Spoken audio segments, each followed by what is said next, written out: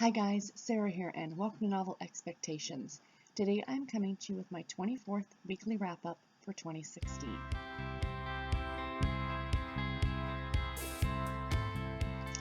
So, not the best week for reading. I only finished one book, but it was a really good book, so I'm putting this in the win column. But before I get into the book, let me jump into how I'm doing on my challenges for this week. So for my 2016 Summer Book Bingo, I have now filled in 2 bingo squares, so I'm going to post a picture of the card up here while I'm talking about everything else. So according to Goodreads, I am 6 books ahead of schedule, which is fantastic considering we're still not even halfway through the year yet, technically. We're getting close. June's about half over. July will be here before you know it. Heck, September's going to be here before you know it. For my A to Z Authors Challenge, I am at 18 out of 26 authors completed. For my A to Z Title Challenge, I'm still only at 17 out of 26 authors completed. For my 2016 How Many Pages Challenge, I have read 13,695 pages, which puts me 55% done of my goal. That is craziness. Jelly Belly Jelly Bean Challenge, no flavors completed, but on one of the words, and I can't remember which one, I need 2 more spots filled out, so that's super exciting. Unfortunately, one of them starts with the letter I, so it might take a while for me to find a book title that starts with the letter I. And for my Listopia Challenge, I have now finished, I'm still on level 1, and I finished 2 out of 25 books. So doing really well on all my challenges this year, I'm super excited. So let's jump into the book that I finished this week. And the book I finished this week was The Nest by Cynthia Daxbury Sweeney. And this book was published in 2016. It is currently, I believe, sitting on the New York Times bestseller list. I love this book. I gave this book 4.5 stars. It was fantastic. I couldn't put it down. On Thursday morning, I think when I got up in the morning, and I was up a little bit earlier than normal for some reason, like before my alarm, and I still had like 60 pages left. And I'm like, okay, I'll read some this morning and then I will take it to work with me at lunch.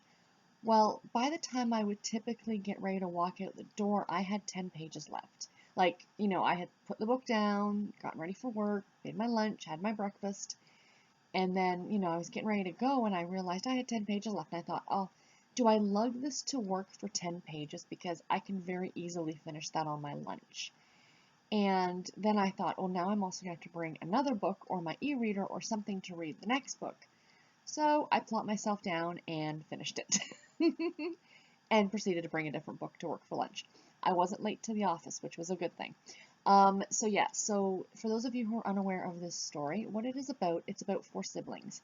And the youngest of the 4 is 40 years old. So they're a little bit older.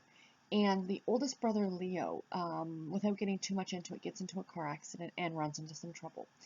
And the siblings have had this money set aside since they were young, which they have referred to as the nest. Pretty much what their dad did was invested a bit of money for them so they could have a little bit of spending money when he passed or when they got this inheritance. There was a financial broker, I guess, who was looking after the nest, and he invested it and reinvested it, and now it's worth an obscene amount of money. So when the oldest brother, Leo, gets in this car accident, the mother's the only one who can touch the money prior to the siblings being able to get their hands on it, which is when the youngest sibling, Melody, turned 40.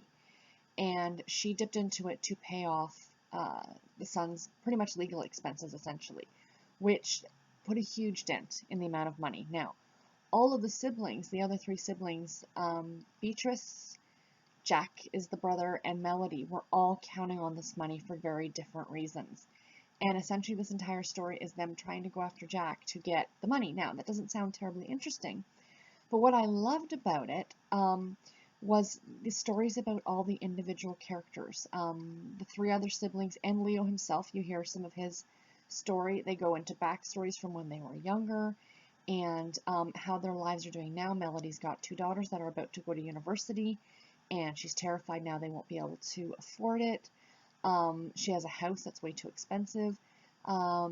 Beatrice or B, I guess as she's called in the book. She, doesn't need the money as much as her other siblings, but it would still be nice. And Jack, the brother, he has borrowed money against him and his husband's vacation home, and the husband doesn't know, and he wants to be able to pay it back beforehand. But beyond those four or the three siblings, you also get into a couple other stories about some other characters that their lives are involved with. And I love how the chapters weren't terribly long, and the story kind of jumped a little bit from character to character, which was a lot of fun because you'd finish a chapter and go, okay, and then, you know, something would happen at the end of that chapter to the characters. You guys know it, every chapter kind of leaves on a cliffhanger, and that's the way a good book is written. And then, but the problem is that the next chapter isn't going to resolve it. It could be 3 or 4 chapters down the line before we get back to that character again. So that's what gets you to keep reading it. And it is really, really good. And I mean, it's a really pretty book. Isn't that gorgeous? Beyond that, it's very pretty. But I absolutely loved it, guys. I'm not kidding. I highly, highly recommend you pick this up and read it if you haven't. It's a great work of literary fiction. I believe this is the author's first novel, and kudos to her because I loved it. And I can tell you that if she ever writes anything else, I will be definitely picking it up. Now, the reason it got 4.5 stars out of 5 stars is because it didn't end the way I wanted it to end. I know, that sounds horrible. I'm like, it's not my book. If you want it to end differently, write your own book. But I wasn't disappointed after the fact when I sat back and thought about it. I appreciated the ending, but I don't know. I loved it, and I would recommend this to anybody. I have told every single person I know about this book and that they have to read it. So definitely, definitely, guys, check it out. So what am I currently reading? I currently have 2 books still on the go. The first one, of course, is Dragonfly in Amber by Diana Gabaldon. I'm listening to this on audiobook. I am now 50% of the way through it. The problem with the second book is that I found there wasn't a lot of action, or hasn't been a lot of action like there was in Outlander. I mean, Outlander, it was constantly go, go, go. You know what I mean? For those of you who have read it. Dragonfly in Amber is a lot more mellow in a way. Like, there's not a lot of action. There's stuff that's happening, but it's not, I shouldn't say it's not compelling, because it is compelling, but it's not as action-filled as the first book. But now we're getting into it a bit more, and it's really, really getting good. I really, really hope to have this done soon, within the next few weeks, I hope. The one thing I did notice is that I wasn't listening to my audiobooks on the weekend. So this morning I was playing around on the computer for about an hour and a half, and I just plugged it in and listened to it. So, that got a chunk of time off of it too. Not that I'm forcing myself to finish it, because I really am enjoying it, and it's just, I was waiting for the action to start, and now it has, so this is great. The other book I'm currently reading is on my e-reader, and I am reading The Chocolate Chip Cookie Murders by Joanna Fluke. This is the first book in the Hannah Swensen series, and this is for one of my bingo squares.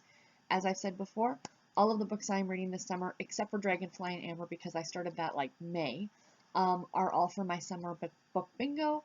So this is going to fill in the category, I believe, of a book with food on the cover. And chocolate chips are food. Chocolate chips are a food group as far as I'm concerned. But anyway, this book is really, really cute. It is about a woman named Hannah, and she owns a cookie shop. She's a baker, and she owns a cookie shop, and she solves mysteries. These are cozy mysteries, and they're really cute. But this one I should have done no problem, and I will be able to review it for you guys next week. But I really, really hope I can start finishing more than 1 book a week. I'm not saying every week to finish 2 books, but maybe every other week to finish 2 books would be really great, because if not, I am not finishing my book bingo this summer. And I really, really would like to. I now have all the books piled up there. You can see them for the book bingo, and yeah, so I'm looking forward to getting to the rest of them. So anyway, that's about it. So have you guys read any of these books? Did you read The Nest? What did you think about it? And if you haven't, are you going to? I'd love to know. Please come and chat with me in the comments below. And until next time, guys, take care and happy reading. Bye.